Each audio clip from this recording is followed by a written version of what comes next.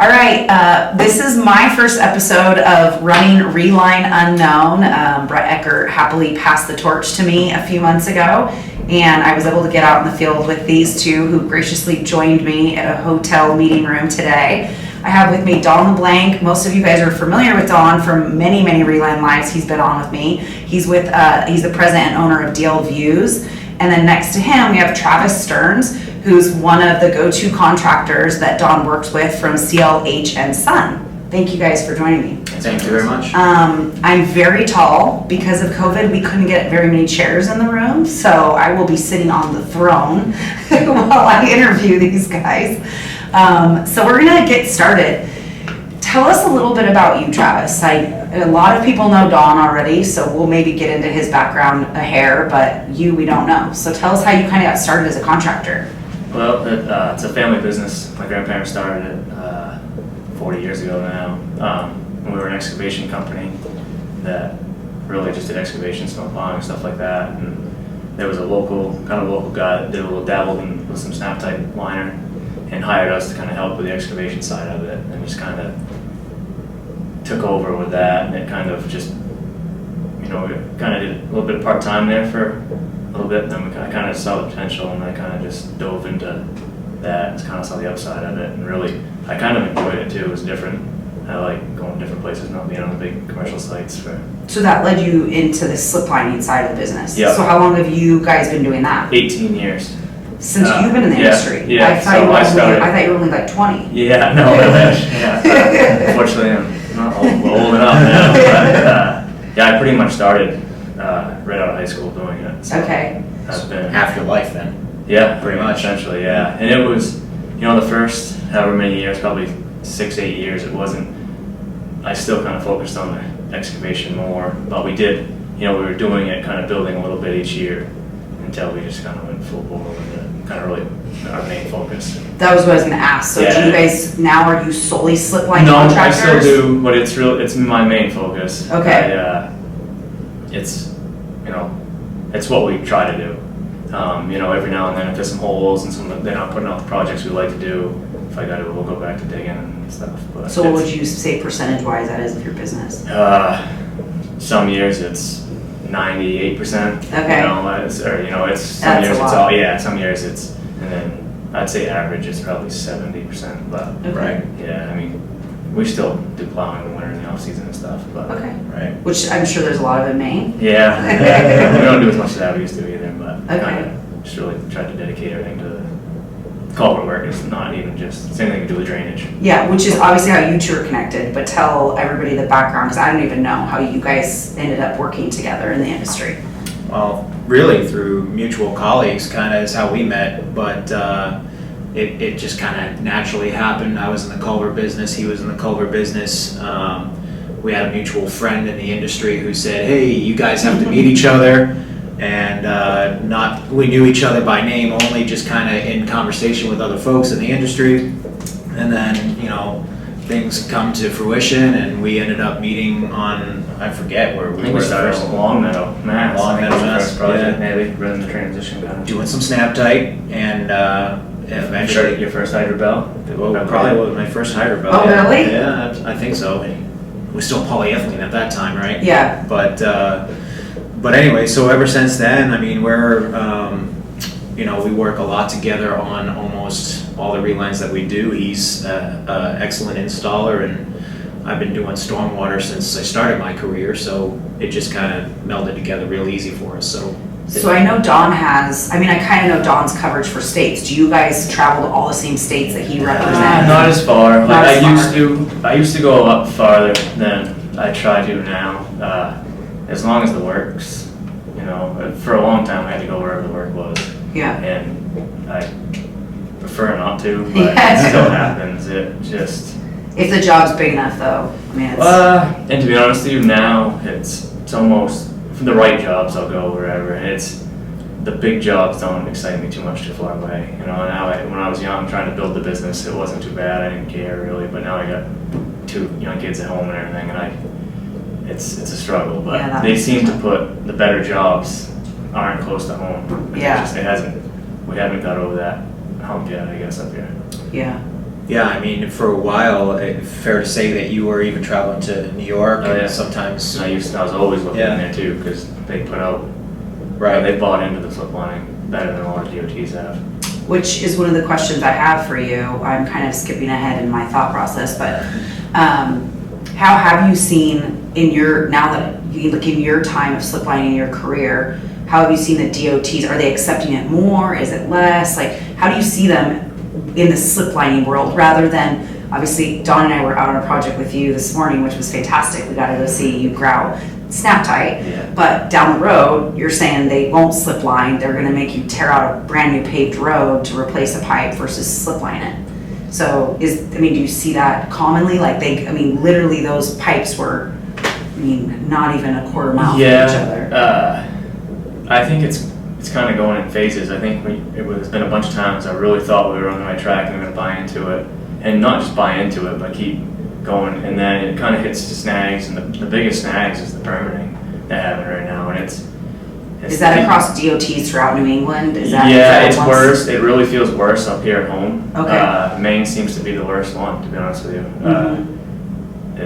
They're having a real hard time getting the DEP and all these things to sound like those two pipes are probably, I don't know, 150 feet from each other. Right. I said a quarter mile. Obviously, I have no You're both perception. close. Yeah. Only off. A handful of trucks difference, yeah. I was like, we had at least 10 trucks, right? Between pipes. Yeah, so I think it's the biggest issue they're having, because I really believe a lot of these, some of the older people that are still designing stuff, they're still kind of stuck in their ways. They want to, there's a lot of metal there, I'm going to dig it up, or pull metal back in. Right. But yeah, the younger ones are buying it. I just think they're struggling with the permitting and stuff like that. And I would agree. I think that, regulatory is the biggest struggle. If we were to kind of generalize it into one category, regulation is probably B category, how you could summarize it. Mm-hmm. Aquatic life passage, it could be anything from trout to salmon to bats, and you name it. It's And the thing is, we've been able to, over the years, we've been able to overcome some of those hurdles. We take care of it, but then it gets into they've gone to, we've been able to baffles. We can do some incredible stuff with polyethylene. You can build just about anything. You can think about it, you can build it. I tell people polyethylene's like wood. If you can build a wood, I can build a polyethylene pretty much. But then they got into good analogy. Now and then they got into the turtles and the salamanders and everything, and then that's just a whole nother. Well, interestingly enough, and Travis can attest to this, you saw some jobs this week travel with me where we're going to be using corrugated metal. Granted, it's the newer corrugated metal for the aquatic friendly nature of the fact that there's corrugations in it. And you and I will be recording later about internally corrugated HDPE. So as Travis mentioned just 30 seconds ago, we're going to be talking about some opportunities where you can literally manufacture almost anything out of high density polyethylene. Yeah. Within a pipe, or even the kind of pipe that we use has corrugations in it. But we do all of those materials here in the Northeast. He could be installing 5x1 corrugated polymer coated 84-inch one day and then 63-inch snap tight the next day. It's just a function of, I think a lot of it is education too. You have some newer engineers in the market who just fresh out of college don't understand that there is even corrugated products out there that can help with some of the aquatic sensitive streams. But that's exactly what I'm here for. What I do is to educate the masses on what the different types of liner pipes are and how to utilize those. Because it's a double-edged sword, right? We're always trying to constantly meet or exceed existing flow conditions with liner pipes. But then the other half of that, or the flip side of that sword is, we're trying to, in the low flow events, make the aquatic life and the DEP happy. Yeah. And that's the material. That's where the material comes back on which liner pipe we're doing, and some DOTs are, they're on the corrugations or Right. I was telling Don about this. I haven't told you, Travis, that just this week there's a project going on in Colorado where we sold dissipator strips. So they're not calling them fish baffles, and they don't have to be all the way around or even all the way on the bottom of the pipe. They can be in sections. Right. So the fish can still go through some of the straight sections, but the dissipators slow that water down for them. So I've done quite a few where, And I've never done a dissipator project. I've done quite a few in Connecticut where they're on the side, leaving the leaving the low flow open, but you're hitting the dissipators at high flow. So really slow that water down Yeah, for but the that low fish, flow is yeah. not going, and I've even done some in Connecticut where we put dissipators at the end of the pipe, but we just put literally HDP. It was smooth interior, it was wheelite, Yeah. and small HDP strips down. I put my own corrugations down through it. Yeah. On the bottom. And the contractor chose to do that, just bought the HDP dissipator strips and is Yeah. welded them in the field before he installs the pipe. It's kind of whatever they're looking for, and it seems like everyone's different. Yeah, Every- that was one What of they're those. looking for is different.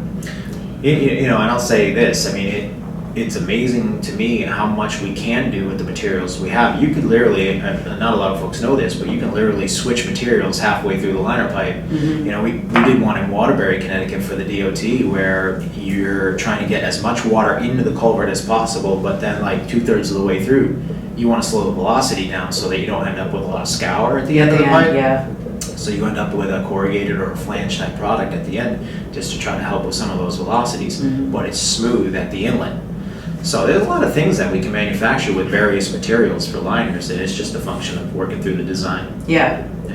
So Travis, what would you say in your years, either product you're most comfortable with or you've used the most, you're most familiar with? Is there one that comes to mind?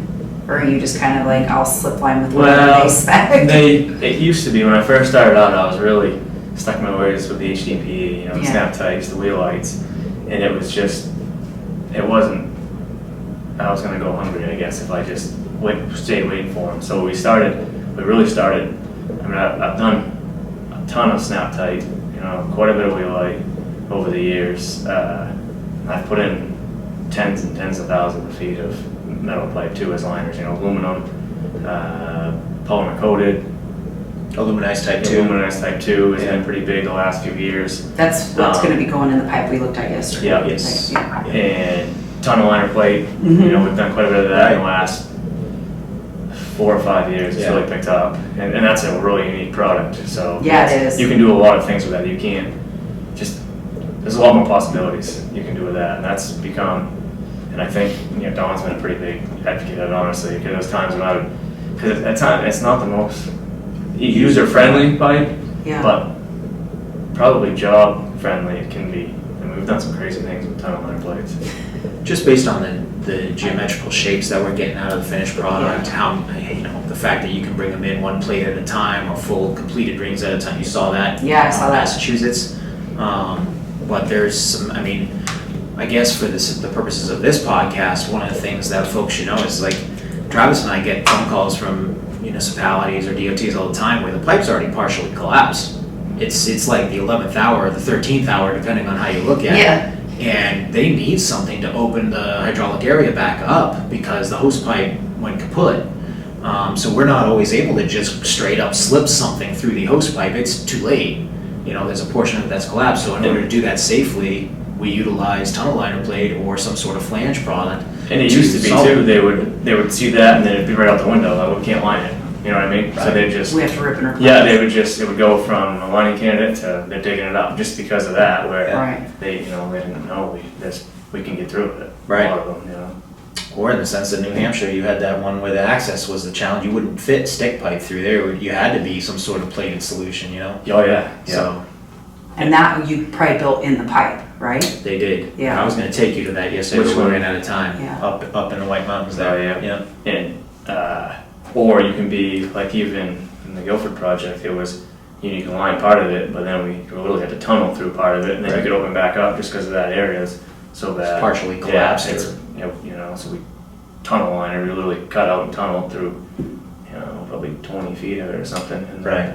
So what has been the most challenging part of being a contractor on site of these slip lining projects? Is there one that comes to mind that's like, holy crap, if I had to take that job again, I probably wouldn't take Oh, it? I have a lot of those. Seems more this year than normal. Seems like everyone this year. That you got into it, because there's been some where, an engineer will call us and say, here's what the pipe looks like, here's what we need to do, and then the contractor gets out there and goes, holy no, this isn't gonna work. Yeah. Because they no. actually see what's reality and the engineer didn't go crawl through the pipe. Yeah, and that happens, and then a lot of times, obviously in this too, you're in the water the whole time, so there's a lot that can go wrong. There's just a lot of It's a lot of unknowns. Yeah. Is that fair? Yeah, Yeah. and it's, there's a few that stick out that are real, but it's not like, ends up being tighter, even, just not fitting the way it is. And you got, we used to do, when I started doing a 60-foot run, whatever, now I'm doing 1,000-foot runs, Yeah. 600-foot runs. It's a whole different ballgame when you get into those having problems. Right. If you have it, 500 feet underneath 4 lanes of highway, it's not as easy as just on the edge. And that's where you and I can help the industry is during the preliminary phase of designing or even inspection. And we go out and walk out with XYZ Public Works Department, and they're like, how do we figure out what we need for a liner here? The inspection, I talk about this in the presentations that you and I have done together, is the inspection is really the bulk of the work, if you think about it, because as Travis mentioned 2 minutes ago, water is always a factor. There's either, sometimes there's pipes we can't even see them because they're completely submerged, so we don't know what the hose pipe condition is, truly, because we don't have scuba gear, or either or, we're not willing to dive through those things. Or, there's camera equipment and stuff that hasn't been utilized on that particular pipe, or the entity doesn't have the funding to spend 10 grand on preliminary inspection of that hose pipe. But if we can encourage that at the front end, it's at least a forethought in the engineer owner's mind is, hey, you can get us a camera inspection, or a 3D LiDAR would be ideal, because then we know the true geometry of the hose pipe, and we can save time and money on his end or the owner's end by knowing the true geometry of the hose pipe. Yeah. So, And knowing the situation a little bit, somebody that's more, a lot more experience in it. Right. Because sometimes one product doesn't fit. It doesn't fit this pipe like it fits the other pipe. Like, it's not a good fit sometimes. very true. Right. And it happens where, And that's one of my questions, actually. So you do run into jobs where you get out there and go, wow, the wrong product was spec'd for this job. it happens. How did this happen? Yeah. But I mean, that's the question, is like, that's where Dawn and I guess we should be helping in the beginning so that doesn't happen. And I think some of that goes back into the same thing we were talking about in the beginning. I think sometimes they force into that with the size and corrugation, because most times what happens is we'll be putting a metal pipe in where HDP should be in. Not very often do we put HDP, it doesn't go the other way as often. It's usually we're putting metal in. I mean, you're talking corrugated inside, outside into a corrugated pipe with problems. It's not as lenient or forgiving. The HDP is a lot more forgiving when it comes to those. That's probably one of the biggest things I run into, is putting metal in. It would have been a lot easier with HDP. And not that it's wrong, or, I don't want to say that, but it's Well, not for a little nothing. more of a struggle. Where you can put the HDP together on the side of the hose pipe, so you don't have to worry about crawling into it and putting internal bands in after. So it easier from the perspective of you're not getting underneath the highway or in that inside, Well, I've put together a ton of metal pipe on the outside and pushing it through just like you would HDP. I mean, we have some unique ways we do our metal and stuff. Right. But you got bands, you got corrugations, rubber on corrugations, like if you get up on the side, not just, we're usually running rails systems through whatever we're gonna do to get through, but sometimes it doesn't help you when you're on these long runs and you got some kinks and bends. Yeah, it's just where an HDP, it's pretty forgiving, it'll slide around it. No, you gotta get in there, you gotta get more creative with the metal liners, that's for sure. Yeah. I went on a job site where even the head public works guy was standing there, and they used a backhoe, right, and dropped it. We were in they were probably in a 30-foot trench. Oof. And they just dropped it and let it just hit and roll down the hill. And he's like, that's why we like this pipe. Yeah. Resilient. It's always nice. Yeah, like when you're unloading it, Yeah. I remember when It's I first like had you it, can just beat it up and it's going to make it. push it off the truck and Yeah. So tell me maybe one of the best jobs that you guys have done together, like one of the coolest, the one that you were like most proud of when it was done. You go first. These are the fun stories, not always the I know, but challenging it's stories. like I can never get hit on the spot. They all, not to say they all blend together after a while. To Well, me, yeah. doing. He does some seriously big projects. I mean, I see him on LinkedIn and stuff, and we talk about him on Reline Live, and Right. you've done some, you took me to 1,100 feet on Monday. I was like, I've only done 1,500 feet. That's big pipe too. That was that's really like big. 8.5 Mine was foot 32 diameter, inch, and that was my biggest job. Oh yeah, no, we've done some big ones. Well, talk about New Hampshire. over in the White Mountains there. Yeah, Hart's location. That one was a fun one too. It was really unique. It was a flat bottom tunnel liner plate, and it was, I don't know, 700 feet long. But you had to get through. We had dissipators in the beginning that only allowed, I don't know, I think it was 38, 40 inches Short. tall, 38 inches maybe I think tall, and then it opened back up. It was just a big dissipator, and then we had to get through 350 feet of a pipe before we got through our pipe. Yeah. So we had to get all that down and through. There was 5-degree bends, 2 5-degree bends, 15-degree bends, I think, vertical bends, Yep. all different. It was a lot of challenges in that one, and it was kind of fun because it Yeah. went pretty good. To me, I like different things like that, and Yeah. Right at the mouth of the Saco River up in the White Mountains is Cool. kind of a neat that's application. definitely that's been my favorite project. Is the area is great. You know what I mean? The scenery doesn't get any better. He said it's beautiful yeah, up there, yeah. It's definitely not a bad place. So to is work. that one still going, or is that one done? No, that was completed a When couple did you years finish ago. that? A couple years Oh, ago? okay. Yeah. So next time I come out, I can go see it. Well, we were gonna go yesterday, Yeah. we just ran out of time. Yeah. That's you gotta even just look at that. You gotta get through some. Yeah. A little dry. You gotta work a little bit. Well, you gotta get down in. You gotta walk through that first one. You get under the Yeah. dissipator. You gotta walk through 300 something feet. Then you walk through. I the had to center. walk through, I put on the biggest waders I ever been in. But, That's good for you. you know, as far as probably the two that come to mind right off the top of my head, the first one that I did was my biggest footage-wise was 1,600 feet of 8-foot pipe. Wow. And, that was high-density polyethylene underneath the interstate in New York for the DOT, and that one had 55 feet of cover on it, twin barrel, 800 feet long, and that was 96-inch ID high-density polyethylene liner where every stick was welded, extrusion welded, but it went fantastic. And that one actually was a multi-plate pipe that had already had a concrete invert put in it, so the HDPE liner was, you know, the way to give it 100 years, because, you know, concrete inverts or paved inverts, you're going to give about 25 years of service life extra to that pipe. Right. This gives it that 100-year service life. So that was one, and then most recently, which is still going on, I had the opportunity to take you out there earlier this week, was the twin 550-foot run, or 1,100 feet of 100-inch nominal axis tunnel liner plate under Yeah, it was 80 feet of fill. a lot So of there's pipe. a lot of cover on A top lot of of that cover. pipe. Yeah. There's a That thing. big trench. Down the Yeah. belly. That's a. Yeah. And that job came from an opportunity We where had to go down a big ladder. we did a couple big ladders. Couple big ladders. We I gave a presentation 3 years ago to that engineer, and the following week we had gone to check that pipe out. So 3 years in the making, finally getting put in the ground. Right. This is definitely a long sales cycle sometimes on these jobs. Big time. Yeah. And I think I was having a conversation with you the other day too. A lot of these, and I think it takes. You know, you'll be working on something now. You might not see it in 4 or 5 years sometimes. Yeah, right. And it's Budget. it goes right back to the budgeting or the permitting. I think a lot of these get set right on the shelf, and they're just waiting for the funding for it, and a lot of times the permit for that one. Sometimes it's until it's an emergency. I mean, And that's. to be honest with some, I don't want to call out DOTs, but there's a few DOTs. I think I feel like the only time I'm going to doing them down there is when it's almost too late. It's an emergency. You know, Yeah. those things are bad. I mean, But they can get emergency Russell's the funding, same. right? I mean, that's part of it. Sometimes, yeah, but that's hopefully on us to thinking about it a little earlier. Hopefully. Yeah. Yeah, I mean,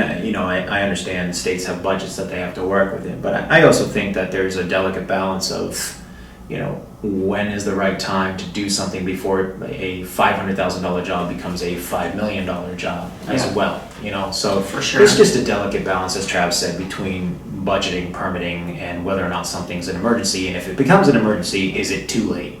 Yeah. Because there is truly moments where he and I have to say, I'm sorry, Mr. or Mrs. Engineer, I can't help you. Time to dig it.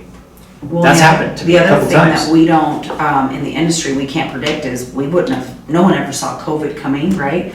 But it has slowed manufacturing down. I mean, not for us with SnapTight, but for some of our other HDPE plants drastically. I mean, they went to a screeching halt because they're being very cautious, or they've had cases and had to shut plants down for 2 weeks, and so that's definitely now an emergency is how fast can I get it? And we had to flip a project in Colorado to a different product because they couldn't get it in time to get it done before the snow. Right. So, I mean, there's some of that we've seen too. Right, sure. Absolutely. I can understand that. Yeah. I think lumber right now is like 5x what it used to be. Yeah. So It's gone up like 60%. Yeah, it's crazy. absolutely. So last question, what's your guys' favorite part of being involved in the Reline sliplining world? Go ahead, bud. Yeah, we're gonna leave it on a fun one. You've been in it longer than I have, so you have a better answer. I don't know if that's because I'm not smarter or what. I like some of. First of all, I like being able to, we move quick too. I like being able to get in and get out. And some of these projects that are really kind of crazy, you didn't think, a few years ago, people didn't think they're possible, and you can get in and do them. And you really, sometimes it's like you weren't even there. Like, I kind of pride myself on that. They're always like, well, we can cut. And like, I always try to, my goal was to I want a completely new product there that they like, but it doesn't even look like I was there when I leave. Like, you don't even know I was there. Right. And that's one of the things that it's kind of neat about it, I guess. A lot of times you can do that. Yeah. I don't know. I'm not sure, I guess. I will say the job you took me to yesterday of his. Amherst, yeah. Beautiful work you did on the rock. Like Thanks. the inlet, the outlet, like it literally. See, this sounds bad, but I can't even it first on Amherst, but yeah, I was actually. Oh, look, because it's so we don't see that a lot in the West. Like we don't have that beautiful rock work that's 100, 200 years old. Right. We might maybe have brick, but most of it's concrete. Like it's just a concrete flat head wall. Right. You literally redid the cement around the rocks and left the rock. It looked fantastic. And you don't know it was there, aside from the fact there's a small asphalt patch where the sinkhole once was. Before we got up there. Yeah. But it was amazing slip lining. And if I live in that neighborhood, you're never gonna notice it was done. Yeah. And you still have the beautiful inlet outlet head walls. Well, you saw the situation. They have one inlet and one outlet driveway to that neighborhood. There's beautiful home. Any neighborhood, single access in and out. Imagine emergency vehicles, if there was a sinkhole there, it wouldn't get through to them. And it was bad. A full collapse, That's typical where it waited probably, it was almost to the point where we weren't going to be able to slip on it, and we got kind of creative on some of the Very close to being at the 13th hour. Very close. For me, I love my job. I've shared that with you a couple times as we've ridden today, or this week. For me, not knowing what the heck I was going to do when I was a 21-year-old boy, I was just like I don't know what I'm going to do. I'm going to school for civil engineering, but I had professors that were telling me I could go in 13,000 different directions, and it just kind of so happened, as we talked about at the beginning of the interview, that I got into this industry. And for me, it's like I love to use my brain. I love to use what I went to school for, but at the same time, I like putting the boots on and the hard hat and the vest and getting in the field and kind of solving problems in the moment. So it, kind of that creative aspect too, because I can go meet with an engineer or an owner on site and they can say, well, what do you think? And then I have an opportunity to share my thoughts and my expertise with them. And so I could be giving them 2 or 3 options, or maybe just the one that they have left, one option that they have left. Or only one option. But I'm solving problems, and for me, I feel like I'm making a difference in the world and trying to help state budgets, and it's fun because every day is different. Literally every day is different. So for me, it keeps it new and fresh. Yeah. And it's over the years, I've been able to, we don't, I'm a contractor, so and I've developed all kinds of different products and different means and methods. Right. And sometimes, obviously you believe in certain things, but if that doesn't, the budgets or whatever, we have different options too. And it's fun to, like he's saying, all right, listen, well, can't do that. Well, we can do this. It'll get you by. Right. It may not be your 100-year plus permanent fix that we could do, but it gets you by. We have all kinds of different options as a contractor. I do, tons of them. And what's fun is there's always new ones sometimes coming out too. Right. Yeah. Products. Yeah. It's constantly evolving since even I've been doing it. Right. Absolutely. You've been doing this for some time now. What do you like the most about it? A couple of years. That's all right. You can qualify that. Absolutely. Well, first of all, that's why I'm out here. Is I love learning, and so when I came to construction from the tech world, which is what I knew for 15 years, was selling different tech products or softwares, to the construction world, I think it's more fun rather than staying on a trade show floor 2 weeks out of the month like I used to. I get to go stand with waiters in a pipe and see beaver dams.